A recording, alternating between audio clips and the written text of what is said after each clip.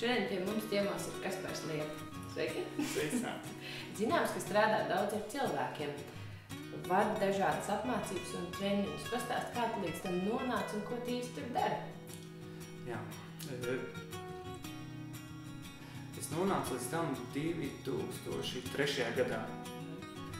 Tas bija pavasaris, kad Jaunas starptautisko programmu aģentūra meklēja trenerus, jo tajā laikā tikai formējās un īsti tāda treneri nebija kā treneri, kā tāda neformālas izglītības. Un 2003. gada pavasarī man piedāvāja, jo man bija pieredze ar brīvprātīgo darbu un ar projektiem. Neformālajā izglītībā jāsaprot, ka neformālās izglītības apmācībā dalībnieks ir resurs un dalībnieks mēs apzināmies dalībnieku vajadzības un uz viņām arī strādājam. Tas nav kā formālajā izglītībā, es tev iedodu formulu un mēs pēc tās ejam, bet mēs balstamies galvenokārt uz dalībnieku vajadzībām. Protams, konkrētajā rāmī, kurā mēs strādājam. Nu jā, un tad vēl viena mācīšanās ir ikdienas mācīšanās. Un tad mums ir neformālā izglītība, formālā un ikdienas mācīšanās. Visi samiņās kopā, bet ikdienas mācīšanās ir tā, kad vecmāmiņa tev iemāca adīt nejauši vai iemāca mazgāt zobus mājās. Tas notiek nejauši un ikdienas laikā. Nepastarpināt. Tas nav apzināts mācīšanās process. Neformālā izglītība ir apzināts mācīšanās process. Un lielākais trumpis, kas ir neformālā izglītībai, ir tas, ja mēs vēlamies mācīties par jūrnieku mezgļiem, mēs to nemācāmies skolā, bet atrodam labāko vidi, kur to darīt, kur varētu būt tā labākā vidi par jūrnieku mezgļiem. Pie jūrnieka. Pie jūrnieka uz kuģa, teiksim, jā. Tātad vide, emocijas un cilvēks uz mūžu atcerēsies. Protams, mēs nevaram nodalīt krasi šīs formālo un neformālo izglītību. Viņas abas divas mījās kopā un sasaistās, un tas tikai papildina cilvēku mācīšanās iespējas. Jā. Tu pieminēji brīvprātīgo darbu. Tu esi gadu nodzīvojis Zviedrijā kā brīvprātīgais. Pastāst, kā tu kļuvi par brīvprātīgo un kāpēc tieši Zviedrija? Par brīvprātīgo es kļuvu gluži nejauši. Man Ievupeslē piedāvāja doties brīvprātīgā darbā. Tas bija 2001. gads. Man nekāda saprašana nebija par brīvprātīgo darbu, kas tāds ir. Un arī par tiem mērķiem, kāpēc viņš ir nepieciešams. Bet forši aizbraukt uz ārzemēm, uz gadu. Viss ir apmaksāts. To maksā kabatas naudu uz Zviedriju. Kāpēc gan ne? Un tā es tur devos. Un Zviedrijās precīzi nodzīvoju 9 mēnešus. Un mans darbs bija saistīts ar organizāciju, kuras nosaukums ir Vikšķerforša Baleten. Vikšķerforša vietas nosaukums būtu Baleten balets. Tas gluži nav balets, tā bija dejas kopa, kur mans uzdevums bija palīdzēt dejas skolotājiem. Un mērķa grupa šeit bija jaunieši vecumā ja nemaldos, no 4 līdz vidusskolas beigām. Šajā grupā bija normālie jaunieši un arī jaunieši ar īpašām vajadzībām. Arī piedalījās jaunieši ar ratiņkrēslos. Balets, tas nosacīja balets, tas bija tā kā modernā deja vairāk. Ja? Un arī jaunieši ar Down sindromu. Tā man bija pirmā saskare ar cilvēkiem, ar citādiem cilvēkiem. Un es sapratu, ka viņi nav citādi. Es par to arī esmu lasījis par šiem cilvēkiem ar Down sindromu. Ir tāds izteikums, ka viņi ir tādi ļoti patiesi, kas trūkst normāliem cilvēkiem, ka viņos ir tāds cilvēks, tāds pirmsākums, ka viņš neizliekās, viņš ir tāds, kāds viņš ir, un kā tu to sajūti? Jā, tā ir. Ja mēs paskatāmies cilvēkus, mēs uzliekam maskas, ir nemaldos ļoti laba dziesma latviešiem ir karnevāls vai maskas par to, kad mēs uzliekam maskas un par tiem, kuriem nav maskas, viņiem arī ir maskas. Un tad tam cilvēkam, kuram Down sindroms, viņš ir tā kā dzīvesudrabs, viņš vienkārši nāk un apķer tevi un pasaka, man tu patīc un es tevi mīlu. Un tu no sākuma to spēj arī tā pieņemt, vai tev bija kaut kādu aizsargu barjeru, vai neredz cilvēki no tā kā izvēra? Visgrūtākais man bija iesaisties ratiņkrēslā pirmo reizi. Tas bija jāpārvar sevi, un tad iesēžoties ratiņkrēslā, tu labāk saprati cilvēkus, kāds ir viņa redzējums uz dzīvi, ja, kad uz visu jāskatās no apakšas, ja.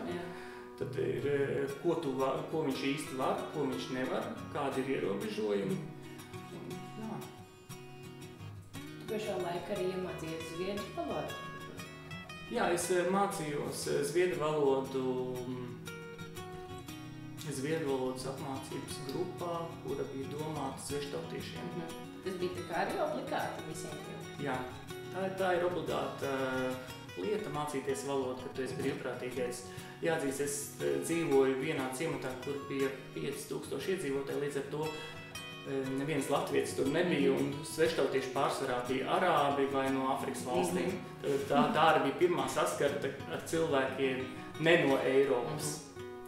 Protams, Zviedrijā ļoti labi var iztikt tikai ar angļu valodu, jo televīzijā viss notiek angliski un zviedru subtitri apakšā. Tā kā fantastiski.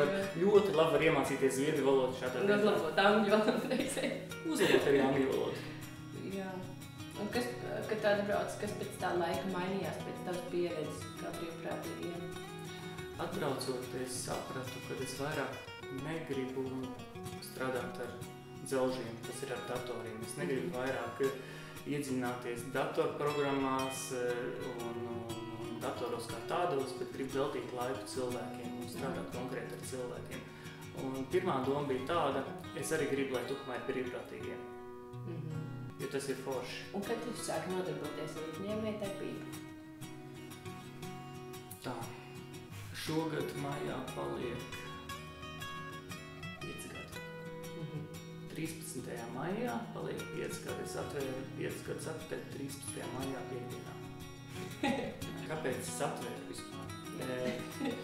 Ja mēs atceramies, tad 2008. gads, 2008. laikam atvēru, bija tas laiks, kad sākās krīze. Un visiem bija slikti, un visi neko nevarēja. Un man arī sākās krīze. Apmācības kļuva mazāk, piedāvājumi arī apmācību kļuva mazāk, un es sapratu, man kaut kas jādara. Un tad es atcerējos savu brīvprātīgo darbu laiku Zviedrijā, kad tur bija fantastisks pīces. Un tad paskatījos uz tukumu, jā, man nav pizzerija. Kāpēc gan nē?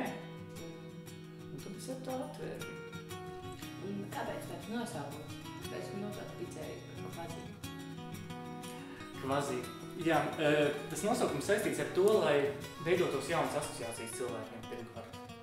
Ja es nosauku pie Kaspara vai pie Olmes vai pie Jāņa, jā, tur arī Kauguros arī kaut kur ir pie Jāņa, tā kaut kāda iestāde, automātiski kaut kādas asociācijas veidojas. Šeit ir pilnīgi jauna asociācija cilvēkam. Un vienmēr viņam tā zinkārība, pēc tā. Ir tāds noslēpums savēt, bet tas nozīmē kaut ko konkrētu, vai tas vienkārši ir burtu veidojums, kas skan Kvazi? Principā viņš labi skan un labi virknējas ar pizza. Tu esi bijis arī Itālijā? Neesmu. Un kur tu iemācījies te pizzas? Mācījos darot. Neformālā izglītība. Jo es ticu, ka cilvēks, ja viņš ļoti daudz kaut ko grib, viņš to var panākt. Un viņam vienkārši jāuzdrošinās to darīt. Pastāst, kas bija tas visgrūtākais pašā sākumā, kad tu atvēri pizzeriju? Visgrūtākais bija saprast un atrast uzņēmumus, ar kuriem strādāt. Jo mums ir, mēs varam paskatīties veikalā, ir ļoti plašs piedāvājums sieram, ir ļoti plašs piedāvājums gaisa produktiem, bet jautājums, vai tam gaisa produktam un sieram ir tā kvalitāte, kur mēs vēlamies. Un tad, ja cilvēks liek savu naudu uz kvalitāti, tad viņam ir ļoti grūti atrast kvalitatīvu produktu Latvijā. Ir kvalitatīvi produkti. Varu pateikt, kad man ir gadījies tā savā pašā pirmsākumā, kad es ņēmu ļoti labu kvalitatīvu sieru un pēkšņi viņam sāka mainīties kvalitāte. Tas bija no laba, pazīstam, mums visiem pazīstam ražotāju, siers, bet, diemžēl, kvalitāte palika, teiksim, siers palika treknāks, tad reizēm sāļāks, ja? Bet tā jau nereti gadās, kā tas meistars tur, bet tas atkal nedara konkrētajai picai, ja jums man picai nedara. Kāds ir tavs ieteikums jaunajiem uzņēmējiem, kam ir ideja, bet kuriem pietrūk tāds tēriens, lai to realizētu? Nebaidīties. Vienkārši tiekties uz savu mērķi un kaut gan, ko es varu ieteikt, es esmu tikai tāds maziņš lauku uzņēmējs. Ja, ja mēs paskatāmies lielos grandus, kas ir visapkārt, tad Kvazī pizzerija tikai tāds maziņš mini uzņēmums lielajā uzņēmuma saimē un tā vēl neizjūtās lielās haizības, te īpaši daudz. Bet es domāju, ka pats galvenais ir uzdrošināšanās un tiekšanās uz saviem mērķiem un atrast cilvēkus, kur tev atbalsta. Kur tu komunieki vēlētos redzēt mūsu nākamajā raidījumā? Es vēlētos redzēt Moderliepiņu. Man liekas, ka tagad ir laiks, kad ir aktuāls Ziemas olimpiskās spēles un būtu interesanti paklausīties, ko Modra dzīves stāsta un viņa redzējumu uz lietām.